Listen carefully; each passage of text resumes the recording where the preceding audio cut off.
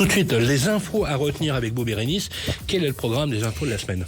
Eh bien, programme la catastrophe continue pour l'immobilier neuf avec la disparition des investisseurs locatifs à cause de la fin du dispositif Pinel. J'ai quand même des bonnes nouvelles. Pour ceux qui veulent acheter, les prix de l'immobilier neuf baissent dans 9 grandes villes sur 10. Je vous dirai lesquelles. Et on terminera avec la fausse bonne idée américaine, le crédit immobilier sur 50 ans. Grand sujet. On va commencer avec la crise qui continue pour l'immobilier neuf. Et les investisseurs locatifs, on peut le dire, qui ont carrément disparu. Et oui, donc depuis le 1er janvier dernier, vous le savez Sylvain, c'est la catastrophe, qui continue, parce que c'était déjà la catastrophe sur le marché du logement neuf avec la suppression du dispositif Pinel. Les ventes aux investisseurs locatifs se sont effondrées de 55%.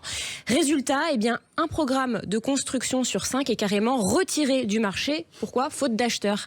Les promoteurs, en fait, quand ils lancent un chantier, il y a des réservations et en fait, les investisseurs en faisaient partie. Donc sans eux, tout se bloque. On va passer de 60 000 ventes aux investisseurs par an à moins de 10 000 en 2025, du jamais vu. Et ça impacte toute la chaîne, parce que forcément, il y aura moins de logements sociaux, moins de logements en accession à la propriété. Bref, ça amplifie la crise du logement. Alors, bonne nouvelle quand même, le gouvernement et les parlementaires travaillent actuellement, depuis quelques semaines déjà, sur la création d'un statut du bailleur privé. Alors, c'est un peu compliqué comme mot. En gros, c'est des mesures fiscales, en quelque sorte, pour inciter les Français à investir dans la pierre pour relancer la machine. Donc, affaire à suivre. On va suivre ça de près. Et surtout, on verra si c'est pas une arlésienne de plus. Voilà, surtout.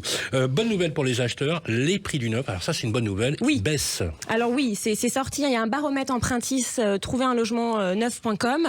Donc, si vous cherchez à acheter un logement neuf, c'est peut-être le bon moment. Dans 9 villes françaises sur 10, les prix des appartements neufs de 3 pièces ont baissé entre avril et octobre 2025 et parfois très nettement. Par exemple, à Nantes, ils ont baissé de 20%, à Bordeaux 11%, à Lille 7%, Marseille 6%. Donc concrètement, vous pouvez maintenant trouver un 3 pièces neuf à moins de 300 000 euros dans plusieurs grandes villes, donc Bordeaux, Marseille, Nantes ou Toulouse.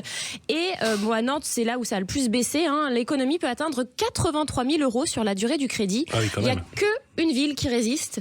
C'est Nice, vous savez, ça continue de... Non mais c'est vrai que Nice ne connaît pas la crise. Voilà, Nice ne connaît pas la crise, c'est un monde à part. En tout cas, cette baisse, elle s'explique notamment par les dispositifs d'aide qui ont été mis en place pour ceux qui deviennent propriétaires, qui ne sont pas encore propriétaires, qui veulent le devenir. Je vous rappelle que vous avez le prêt à taux zéro qui s'est généralisé, donc n'hésitez pas à vous renseigner.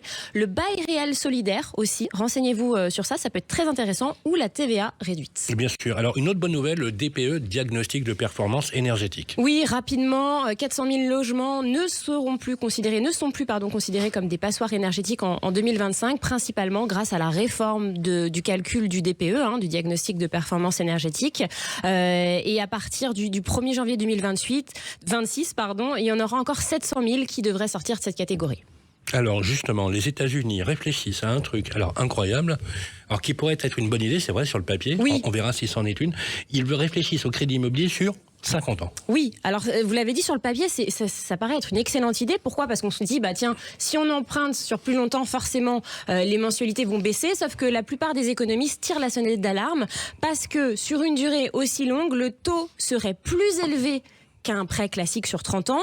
On mettrait beaucoup plus de temps à rembourser le capital, forcément, et au final, les intérêts payés exploseraient avec des propriétaires qui resteraient endettés quasiment toute leur vie. Et autre problème de taille, en fait, l'âge moyen aux États-Unis pour devenir propriétaire, c'est 40 ans.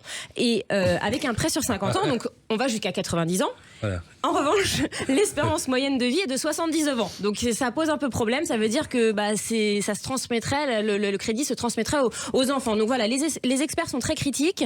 Donald Trump lui-même semble avoir pris un petit peu cette distance avec cette idée, parce qu'il y a eu beaucoup de critiques. Donc on peut dire que c'est une fausse bonne idée. Merci Bérénice. Et tout de suite, on va attaquer le chantier du siècle.